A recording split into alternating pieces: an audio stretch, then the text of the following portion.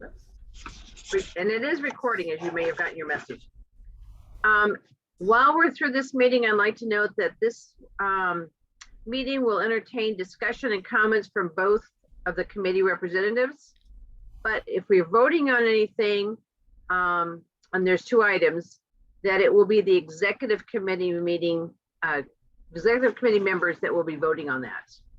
And I'd like to just in a quick moment, welcome, we have two new committee members. From Moreno Valley, we have Ed Delgado, and from Canyon Lake, we have Dale Wetley.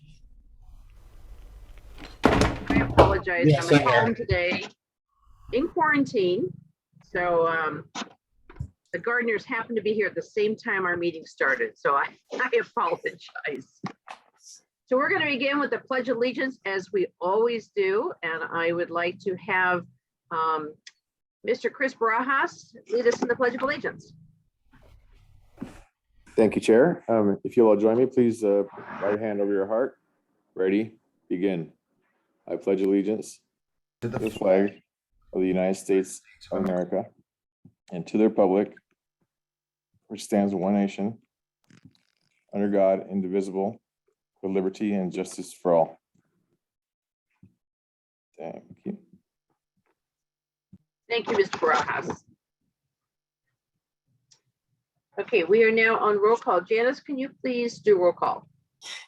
Absolutely. When I call your jurisdiction, please state your name. I'm going to begin with the executive committee members first. City of Banning.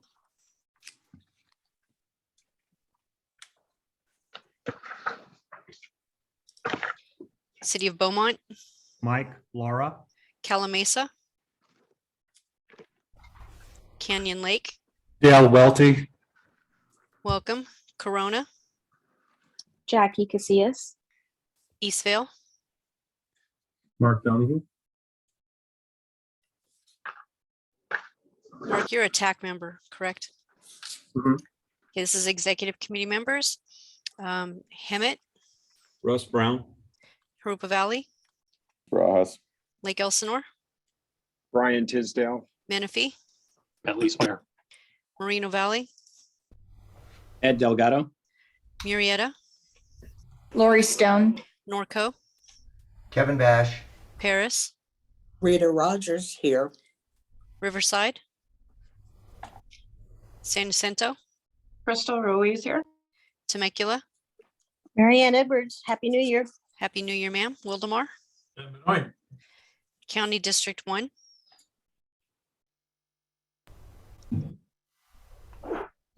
District 2. Kevin Jeffries here, District 1. Thank you, sir. District 2, Aaron Spiegel here. District 3, District 3 here.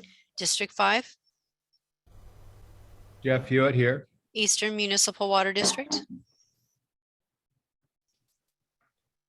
Western Municipal Water District. Brenda Denstead, good afternoon. Good afternoon. Riverside County Superintendent of Schools. TAC Chair. Jeff Okay, Van Wagenen. Thank you, sir. I'm going to go one more time through the executive committee members because I've seen some popping in. City of Banning. City of Calamasa.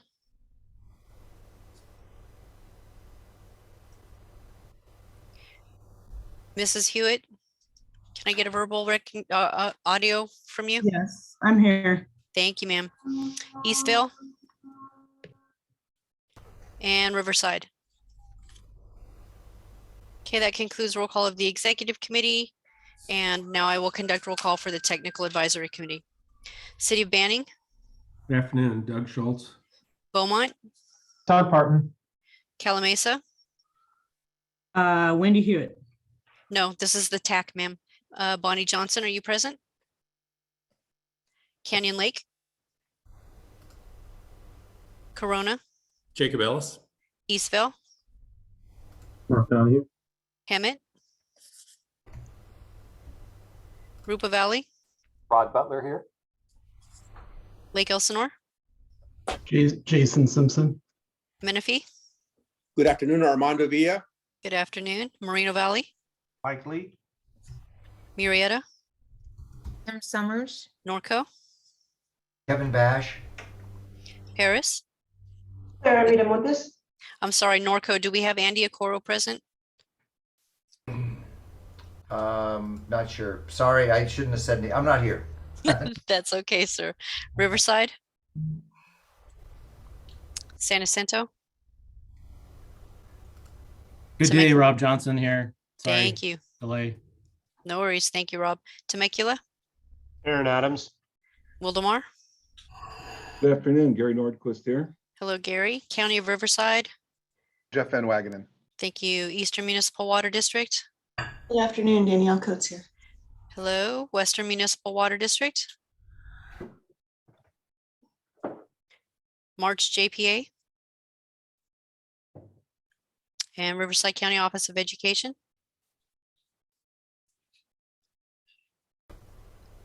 That concludes roll call of the TAC, and we have quorum. Do we have any members who joined after the roll call of either organization?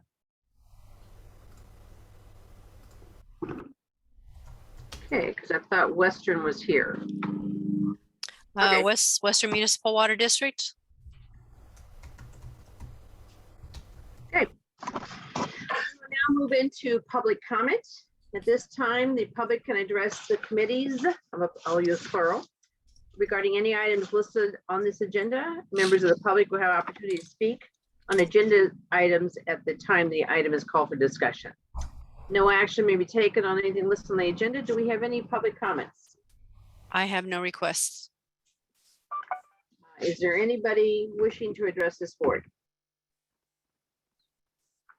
I see no hands raised. Okay, so we will move on to consent calendar. All items on the consent calendar considered to be routine and may be enacted in one motion. Janice, do we have any public comments on any of the items on the agenda? No, ma'am. Daniel Sentinel will move it. Just confirming that no one wanted to pull anything for discussion. Okay, seeing none. Do we have a second? Second. Did you get that, Janice? Yes, ma'am. I've got Rupa Valley as a second. Okay. And roll call vote again will be for executive committee members only. City of Banning, Beaumont, Yes. Calamasa, Yes. Canyon Lake, Aye. Corona, Yes. Eastvale, Hemet, Yes. Rupa Valley, Yes. Lake Elsinore, Yes. Menifee, Aye. Moreno Valley, Yes. Murrieta, Yes. Norco, Yes. Paris, Yes. Riverside, San Jacinto, Yes. Temecula, Aye. Wildemar, Aye. County District 1, Yes. District 2, Yes. District 3, Yes. District 5, Yes. Western Municipal Water District, Aye. and Eastern Municipal Water District. Yes. Mr. Paul, you have joined us. Thank you very much. That concludes roll call vote for the consent calendar, and it passes unanimously. Okay, thank you. Now, one of the main reasons we joined together is that the next item is a report or that we have to formally adopt the WRCOG 2022 through 2027 strategic plan. And this item is going to be presented by our strategic planner and our partner with DKS Associates, Kendall Flint. Kurt, do you want to take a little more on the introduction on this? Sure. Thank you, Madam Chair. So just a moment to thank all of you who participated in this process at one point or another. As you know, WRCOG is in the middle of Still need to go take a bath. quite a bit of transition. So with that transition gives us sort of an opportunity to reestablish sort of our purpose and our direction, get some guideposts for where we're trying to end up. Part of that is hopefully reflected in this document here that many of you have worked on. So in addition to the information you're about to receive as a summary of going over things, you've also received an email from Eastern Municipal Water District with some thoughts as well for your consideration. And our hope is at the end of this, whether it's this version or a different version, that we could walk away from today with sort of a clear guidepost for where it is you would like us to be. And with that, I will turn it over to Kendall. Thank you very much, Dr. Wilson. And again, it's my pleasure to be with you guys today. I wish we were here in person. But yes, we're going to be going over the results of our strategic planning process, which took place over November and December of 2021. If you go to the next slide and then the next slide after that, I want to walk you through kind of our process. I think many of you are already familiar with that. I'm Kendall Flint. I am the Director of Strategic Planning for DKS Associates. And my colleague Jeff Heald and I met with several members of the board for one-on-one interviews where we really asked individuals about where their priorities were and what their concerns were moving forward. We were also able to touch base with a number of the TAC members as well. And we're trying to get, of course, input from them as far as, I think the thing we heard most often is, what is our lane? Which lane are we in? Are we changing lanes? Are we in the right one? So we were really trying to validate all of that. And then in addition, we spent a lot of time talking with WRCOG staff.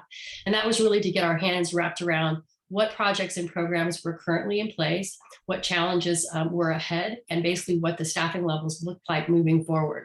So getting all that information together really helped us identify some key issues and take a look at how the programs currently on the ground were addressing some of those. And then, of course, we also reviewed relevant documents and information about various actions that the board had taken over the last couple of years.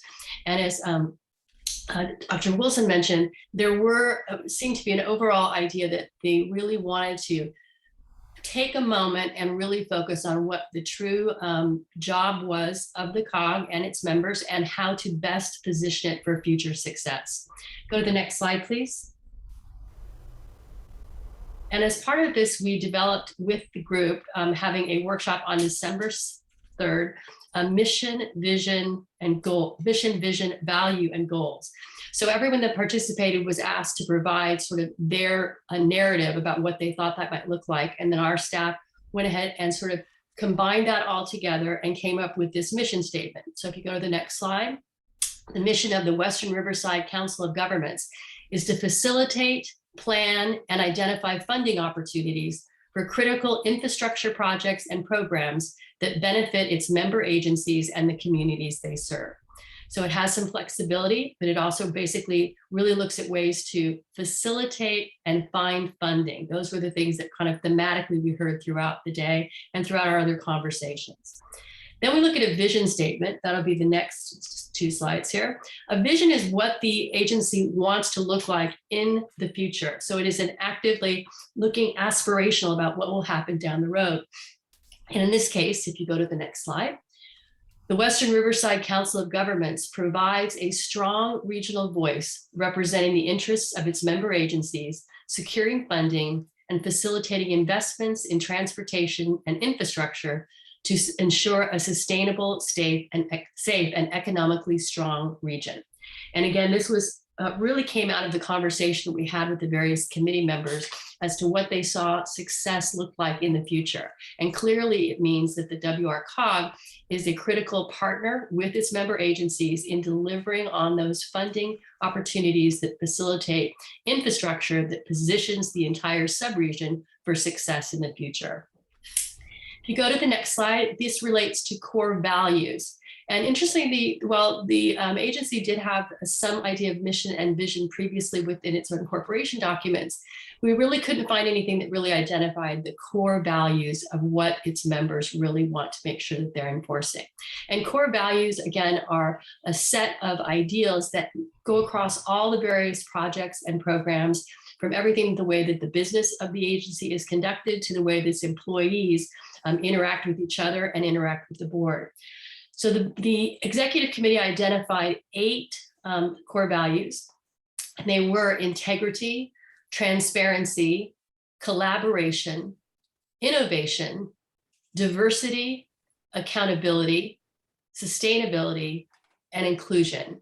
And you'll see that these also reflect the idea of a board and also the actions reflecting the diversity of the communities within the subregion, really making sure that everything that is done in a transparent manner, so that whether it's financials or it's a program or project that's going to be launched, that there's really a commitment to the ongoing transparency and full disclosure for everything that happens at the agency, so that members of the public and also the member agencies have access to that information.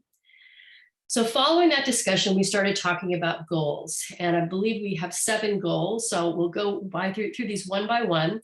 And I want to kind of remind those of you that were there how we came up with these. And for those of you who were unable to attend, help you understand how they were combined. The executive committee had a robust and really great discussion about what areas they should really be focusing on so that staff can really make those allocations in terms of both human resources and fiscal resources to make them happen.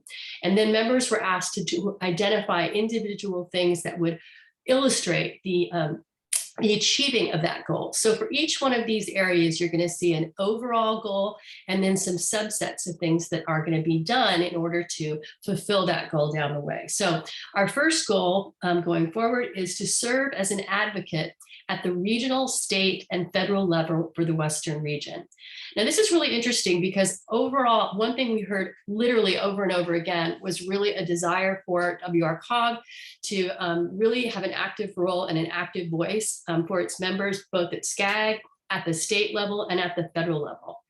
So you'll see a couple things in here that were added in. One, providing consistent updates regarding legislative actions that impact member agencies to committee members and member agency staff members. And I just want to call it that particular one because it was important from what we learned in our interviews and also just chatting with the members.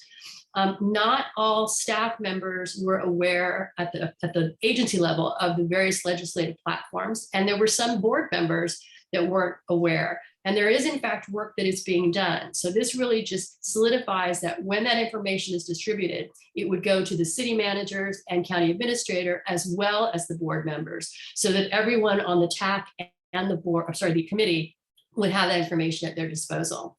Number 2 on this is to continue to develop a legislative platform detailing the COG's position on legislation that affects member agencies and actively promote that platform. I'm sure it'll come as no surprise to anyone that RENA numbers, housing, all kinds of fun things that come down, we like to call them unfunded mandates. Those were very much top of mind, and folks really wanted to see the COG take an active role in that. 1.3 was exploring the options for the creation of a legislative action committee, which may mean that a subgroup of the committee members and or TAC members may want to consider a legislative action committee to review and make recommendations that may be taken on down the road by the larger group. And then 1.4 was providing opportunities for COG members to actively participate in efforts in Sacramento to shape policy.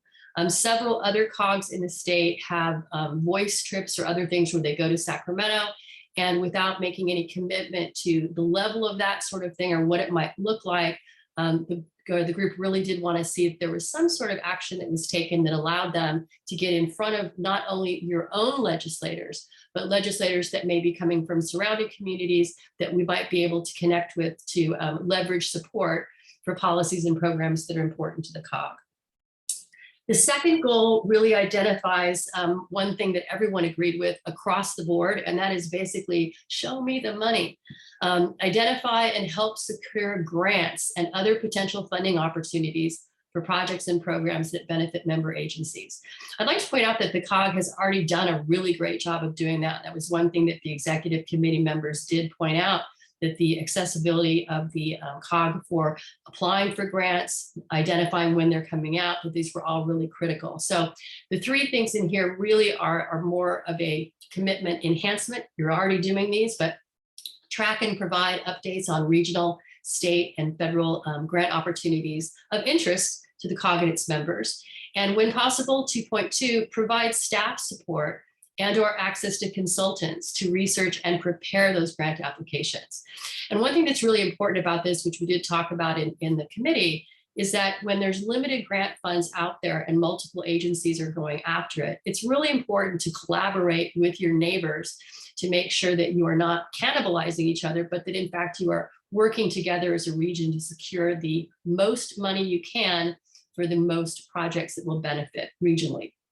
And then 2.3 was considered providing training opportunities for grant writing and management to member agencies.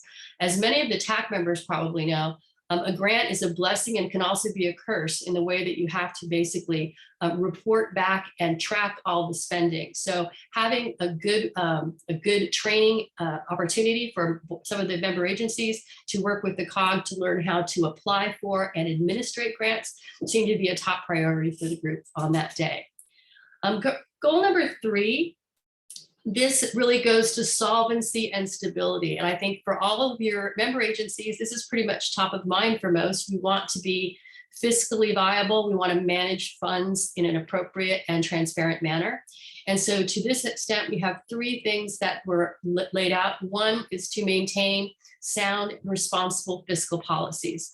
And that of course means, managing everything from, financial records to payments, billing, all that kind of good stuff, and to be above board and of course very transparent on that. 3.2, this comes out of some of the decisions that maybe were made a few years ago where some projects worked out really well and others did not. So now there's actually a strategy in here that says the COG is going to commit to developing a process to vet the fiscal impact and potential risks for all new projects and programs. So while there may be great enthusiasm about something and people are very excited about it, the commitment there is to make sure that we're reviewing any possible risks or anything that could have a negative impact either on the fiscal health of the agency, its member agencies, or members of the public. So I think that's a really important thing that came out of the discussion. And then finally, 3.3, providing detailed financial statements for public review online. At any time, any member of the public, any member agency should be able to access those records in a easy manner so that they can be brought up to speed on what is happening.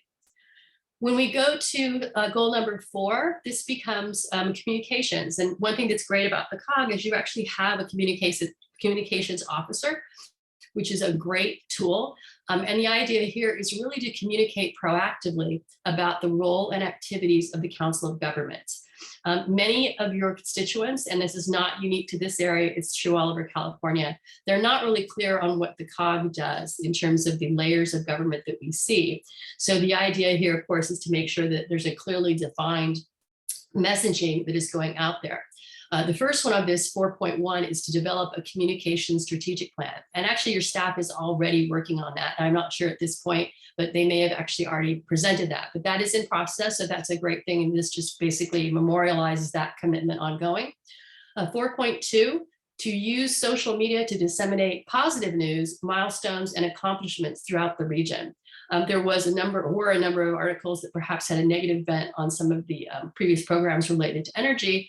But I think we have to be mindful that the COG does a great job of, again, securing those grant funds and making sure that there's great infrastructure for us all to enjoy. So we want to make sure that that is being actively promoted on for the COG and everybody in this particular group. Now, the other one is to promote regional interaction and coordination with surrounding communities and services, including schools, economic development interests, and transportation. And that means working with, SCAG, working with your local other utility providers, other economic interests, other parts of the county, and in some cases it might even be other counties, in order to, again, work collaboratively towards our mutual benefit to make sure that the best infrastructure and the best programs and policies are in place. When we go to number 5, we hear a lot about sustainable development. I think some of us are kind of going, well, okay, but this is a really good one. It's developing core goal, develop projects and programs that improve infrastructure and sustainable development in our region. And that means with infrastructure, that's programs including transportation. It can be water and wastewater infrastructure. It can also be broadband and smart cities. In fact, several of your member agencies, HEMIC comes to mind, there's a real interest in working collaboratively through the COG to closely identify where some of these opportunities are and see if there may be opportunities to work collaboratively to secure funding to enhance these particular areas. 5.2 is to support Resilient IE in conjunction with the San Bernardino County Transportation Authority. And 5.3 is continue collaboration with regional agencies to address pollution control, stormwater runoff, and other environmental concerns. You may notice on some of these, there isn't a specific line that talks about, let's say, economic development. And the feel for the group was that by investing in transportation infrastructure, all these other wastewater and water infrastructure, broadband, these all form the blocks upon which economic development can be built. So these are the tools that you're going to be contributing so that Riverside County and or others that are putting forth economic development programs can utilize this to build on their programs. Number 6, this is develop and implement programs that support energy efficiency. You need to go to the next slide there, Janice. There we go. Develop and implement programs that support energy efficiency for our region. Pretty straightforward. Incentivize programs for saving electricity, water, and other essential resources, such as the Inland Regional Energy Network. Support efforts to promote the Clean Cities Coalition, and continued support for the solid waste and recycling programs. And again, these are all efforts that the COG has been actively engaged in the past and expects to be in the future. Finally, we go to number 7, which is provide a safe, inclusive environment that values employees. And this is one of the things that we're really excited about, frankly, because it wasn't really voiced so much before, although the infrastructure was there, but really making sure that the employees at WRCOG and anyone who's going to come to work for the COG understands that employees are valued, and they are, of course, on the front lines of delivering on the policies and programs that you as a committee want to see happen. So 7.1, develop and implement organizational-wide staff succession planning. I think many of us have seen this where, folks retire out or move on, and now there's a gap in the knowledge, right? So this is a commitment to make sure that there is cross-training available, that we are preserving the knowledge of those employees should they move on, and making sure that we are planning for our future success by laying the groundwork for that now. 7.2, supporting employee training, enrichment, and recognition, including team building opportunities. Because of COVID, we don't get to do a lot of that right now, although I've done a couple online, which have been, kind of fun. But the idea here, again, is really to make sure that we're creating a workplace where people want to come and want to interact with others and share their expertise. 7.3, establish clear performance standards for the workforce and provide annual employee reviews. This is really important for most of the city managers, and the county administrator obviously knows this, and those of you that own businesses. You have to let your employees know what is expected of them, and then you need to follow up with how well they did to reach that expectation and help them either get better in some of those areas or make adjustments to make your organization stronger. So this is really important. And then 7.4, promote diversity, equity, and inclusion in all hiring practices to make sure that, of course, the overall corporate culture and everything that we're doing is inclusive and representative of the communities that we serve. So that's it. You have 7 goals. And with these little subsets of things going in, what I'd like to do now is open this up for comments. And with that, Madam Chairman, I would turn that back over to you. Thank you. Does anybody have any questions or comments for Kendall? Well, I'll begin then. I wrote it down. On number 6, on the transportation, 5.2, the resilience, IE, in conjunction with San Bernardino County Transportation Authority. I think in that sentence, we better include Riverside County Transportation Commission and San Bernardino County Transportation Authority, because we are not the Transportation Commission.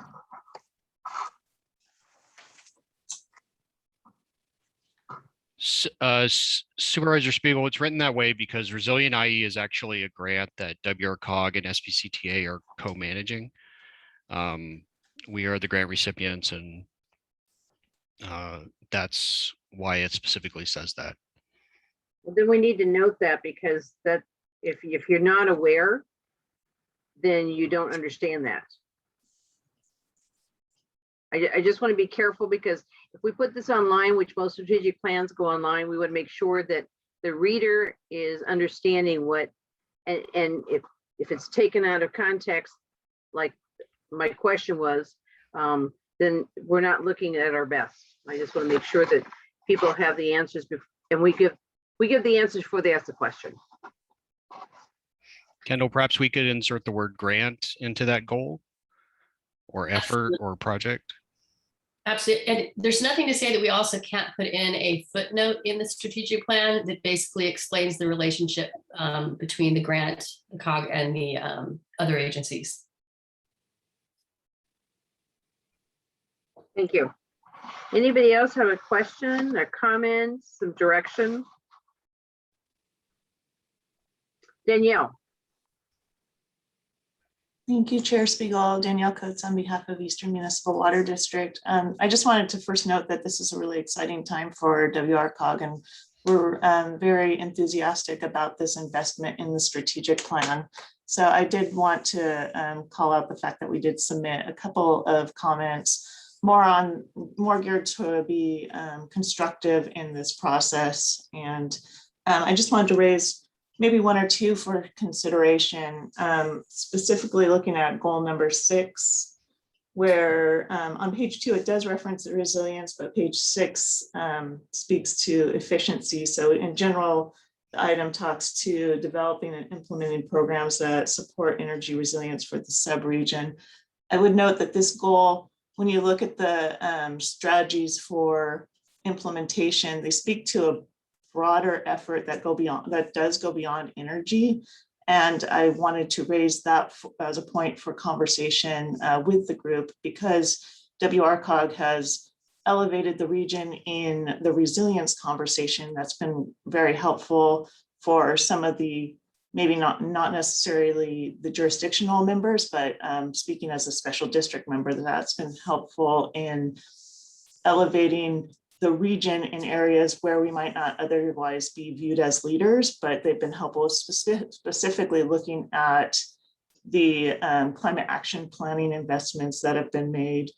I believe WRCOG was the first in the state to have a regional climate adaptation plan. So really looking at these opportunities to have a broader resilience conversation that is not constricted by the reference strictly to energy. And then I did flag an alternative suggestion for 1.1, which includes opportunities to embed the fact that WRCOG can look to communicate beyond the legislative process to include the more regulatory and administrative actions in the advocacy efforts that the COG undertakes.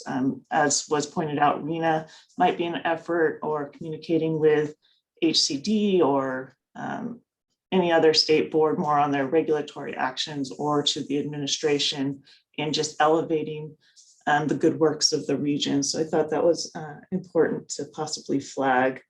And then one final note, as a sort of a general observation, I think this is a really excellent recalibration of WRCOG's efforts, and I think it's very timely.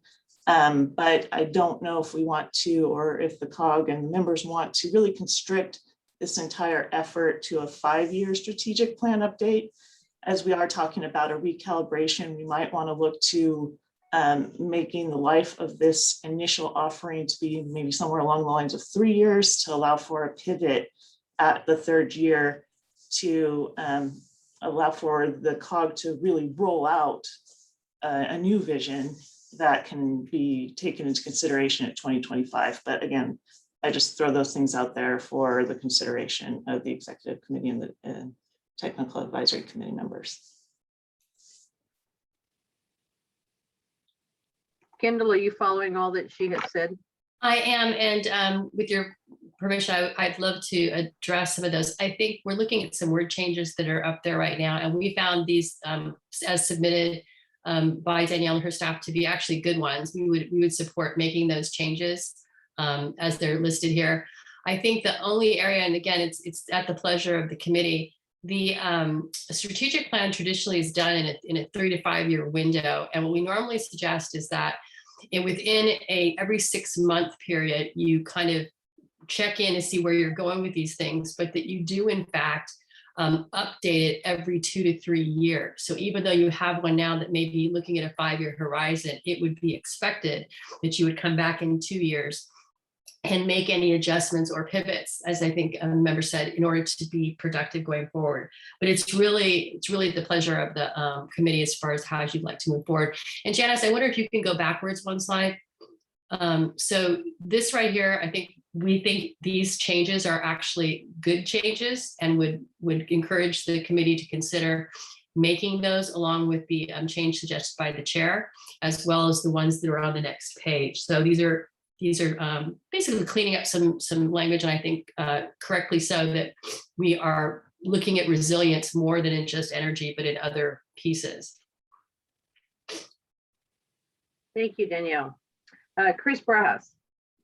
Thank you, Madam Chair. I agree with the modifications proposed by Danielle. I think they're great. They got some good wording to make it more broad and allow us to move around a little bit more within the structure.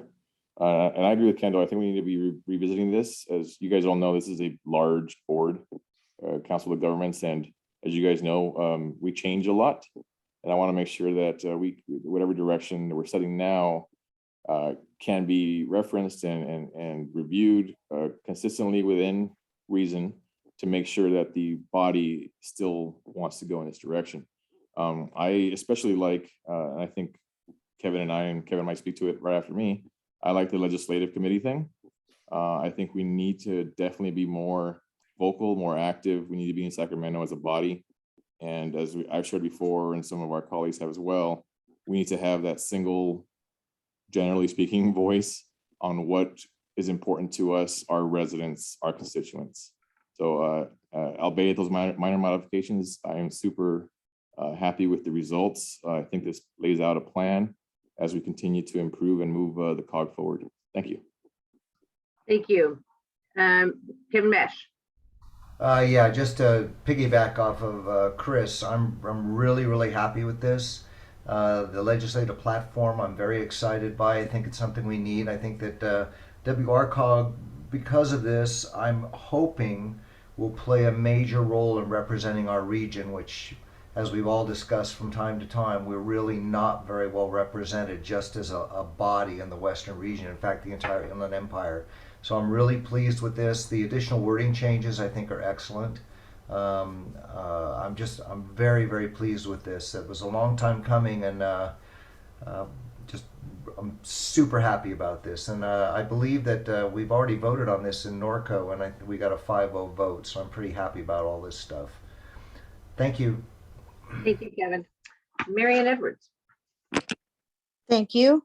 You know, obviously the strategic plan is going to be geared to 3 to 5 years, but it's not something that's set in stone. And actually, we should be using it to guide our direction in making major decisions, or actually in making any decisions. So there's no, we're not precluded from looking at it, you know, within a shorter time period if we think that changes are warranted. But we know we can specify 3 to 5, but we can look at it anytime, can't we? Yeah, that's what I thought. Thank you. Okay, I don't, Supervisor Washington. Well, Madam Chair, thank you.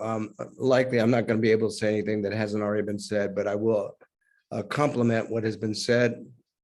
I appreciated what Chris brought up about the size of our region. And if you calculate that the western part of the county encompasses about 80% of the population, that gives us just about 2 million residents.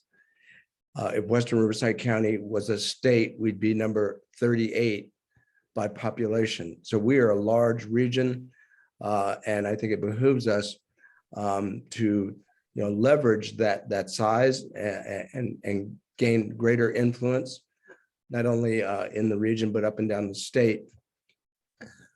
What I have come to understand in my role as a county supervisor representing Riverside County at the State Association of Counties is that up north, where they've experienced a number of years of very bad wildfires, when they talk about resilience, they're talking about resilience as a result of in the aftermath of those wildfires. So depending on where you are, people mean different things by resilience. So I think it's a excellent suggestion.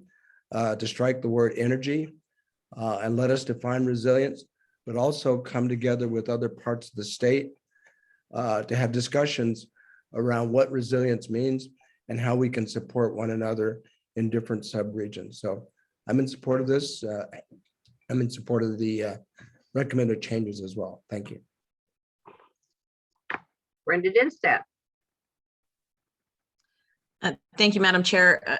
I wondered too if there was a level of discussion at the December 3rd meeting too, because I'm looking at my original notes that we had taken, and there was some discussion about seeking greater opportunities within CDGB money and disadvantaged communities. And I wonder if we specifically have a focus there, or if it is kind of a generalized thing, because there was a lot of discussion at that meeting in regard to that issue.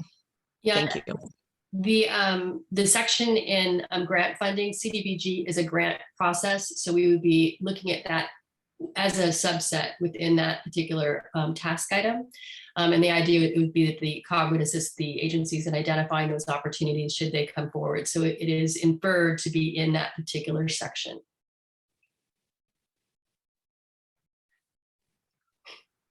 Does that answer your question, Brenda? Thank you. Yes, thank you. Yeah, I don't think we spelled out a lot of the grants that we've mentioned, but just kind of did an overview. Okay, does anybody else have a question? Now is the time to voice on behalf of your agency. Mr. Zelinka, welcome. Thank you. Thank you, Supervisor. The only question I have, I think it's just an exceptional piece of work. The only question I have is under the goal of ensure fiscal solvency and stability under item 3. It's kind of two-part. One is, I know at least in City of Riverside, we're having a lot of conversation in our strategic plan about community or public trust in the agency. And I'm wondering if there's explicit or room to build that in. And then the second is about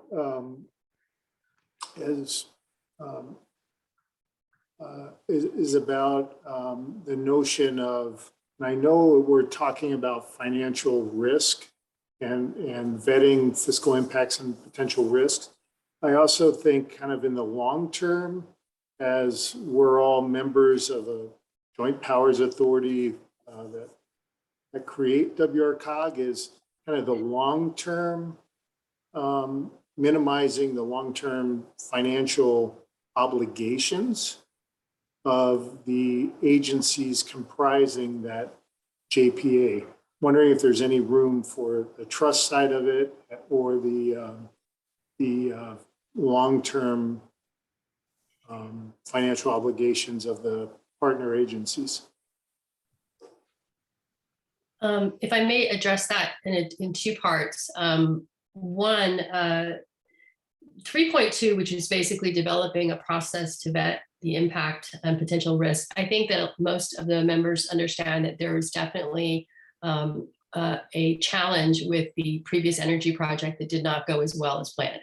And so one of the things here is basically to really recognize that that was a challenge and that there's something that can be structurally done to fix that. Within the core values that are in the strategic plan right now, you'll see many of them relate to, pardon me, I'm gonna hold on so I don't do it the wrong one. Integrity, transparency, accountability, making sure that those are really key things. But as far as the how we convince the public of that, I mean, to me, I think you might consider having another something within the communications proactive about the government, which is the goal number 4. It probably would go better there than it would under the financials. Because I think at the financial 3 that we have are very specific to sound fiscal policies, making sure that you're vetting everything and making sure that it's all available online. From the communication standpoint, it's the COG's obligation to make sure that that information is out there in the public so people know they can get to it and there isn't a disconnect, right? Because I think even now, And it's true of all agencies, right? Public trust is at an all-time low. And it's a real challenge for all of us. And part of that is just, what do you do to fix that? And it's really just consistently being clear with your message, proactive in sharing information out there, and not being afraid, frankly, to share when you failed. So I think those are all things that have to be constantly in the forefront. And again, I think that the COG has taken that on with that particular, those two things. But I would be interested in hearing what the rest of the group has to say. Crystal. Thank you. This is taking on this venture, this what we're doing here. I think it's been very important, especially after what we've been through. And I think that the I love the input that everybody's putting in and the ideas that I think that our staff, I just want to commend our staff for the excellent job that they did on preparing for this. I think it's really important that we have our everything clear and concise, and that we really look out for the funds that we're supposed to be in charge of. So we really need to continue to be proactive. And I think this is a step in the right direction, a major step. So I really commend them. And when we're all through, I'll go ahead and make that motion. Okay. I'm not seeing any more hands. I'm going to reach out again. Does anybody have any last minute comments, questions? Okay, seeing none. Crystal, is your motion then going to be including the suggested changes? If I may, Madam Chair, I don't want to cut you short, but we have one more slide to sort of give it the context, and then I'll give it back. Take it away. Can you go to the next slide, please, Janice? So just to reiterate what we're looking at today, and again, thank you all for your participation, and especially thanks to all of you that met with myself and Jeff and our DKS team. It's been our pleasure to work with you. What we're looking for is we're asking you either approving the document today with any applicable changes, and I think that the consensus group was that the changes that were suggested were acceptable to everyone, with the addition of also the chair's modification in that one other item. And then once approved, the idea here is that staff moving forward will use that strategic plan to guide all the future work that is going to happen over the next several years. And that means that when you get staff reports, when you hear things that come before the committee, they'll be referenced back to goals, they'll be referenced back to the things you can see as these things are being implemented, the progress that's being made. Some changes are programmatic, some changes are internal, but these are all things that we've worked really closely with Dr. Wilson and Mr. Gray and your entire staff to put together. And then some of the implementation efforts that came up before, those will be looked at by your WRCOG committee structure. So there's some things that you'll be seeing coming back. And just to keep in mind that this is sort of the path that you've chosen to walk down. And so it's the one that you think is going to put you in the best position to be successful down the road. So the strategic plan, as your consultant, we would tell you that about every 6 months, you want to just kind of look at it internally with staff. But at least every 2 years, you should be taking a hard look at it to make sure that it still reflects the projects and priorities that you as a committee want to see, because as several people mentioned, board members change, circumstances change. That's something we have all learned in the last 2 years for sure. So that is the end of our presentation. Again, if there's anything else we can help you with this process, of course, we'd love to do that. But then I would give that back to Dr. Wilson. It's all yours, Madam Chair. So Karen, that is my motion with the changes as well. Temecula seconds. Okay, we have a motion and a second. Janice, can you do a call vote, please? Absolutely. City of Banning, Beaumont, Yes. Calamasa, Yes. Canyon Lake, Yes. Corona, Yes. Eastvale, Hemet, Yes. Arupa Valley, Yes. Lake Elsinore, Yes. Menifee, Yes. Moreno Valley, Yes. Murrieta, Yes. Norco, Yes. Paris, Yes. Riverside. Yes. Is that Mr. Fierro? I'm sorry, it was Mr. Zelinka. If you were you wanted Mr. Farrow, I don't know if he's on. Sorry. Thank you, sir. San Jacinto, Yes. Temecula, Aye. Wildemar, Aye. District 1, Yes. District 2, Yes. District 3, Yes. District 5, Yes. Eastern Municipal Water District, Yes. Western Municipal Water District. Aye. All right, that passes unanimously. Well, thank you, everybody. This was a task that we wanted to do, and we can mark that down, and now we can open up Kurt's schedule and add more to it, right, Kurt? Well, this is wrapping up the meeting because this was the meat of what we wanted to accomplish today. I'm just going to do real quick from the chair. I appreciate all of you and your flexibility on this meeting. I do want to just as again welcome Dale and Ed. And I think by the next meeting, we will have a new Coronian aboard. Miss Jackie, correct? To the TAC? No, the executive committee. Oh. Next month. Oh, yes, I'll be joining. As you don't know, Jackie is just around the corner from having her first baby. So we're really excited for her. Actually, I am extremely excited for her. My daughter and her went to school together. So tells you how old I am is when I have members on our board the same age as my kids. So kind of ages me a lot. So thank you, Jackie. Thank you. Looking forward to this year. We're already planning our General Assembly. We've got a lot of things going on, and so I'm hoping we can get some more engagement. And I'm excited as soon as we can on the legislative committee.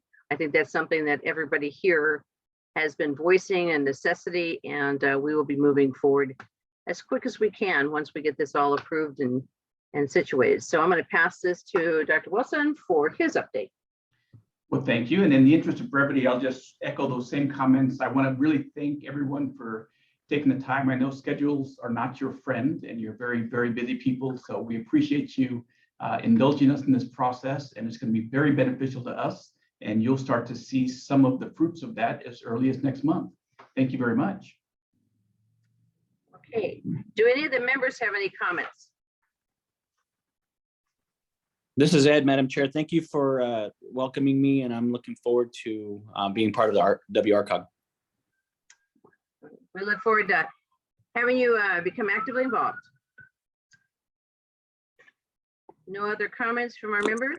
Marianne would like to congratulate the chairperson because I think this is an arduous process and I think you handle it really well. Thank you. We have a great team, and I'll tell you, I worked with Kendall, and I don't know if Jackie realizes that.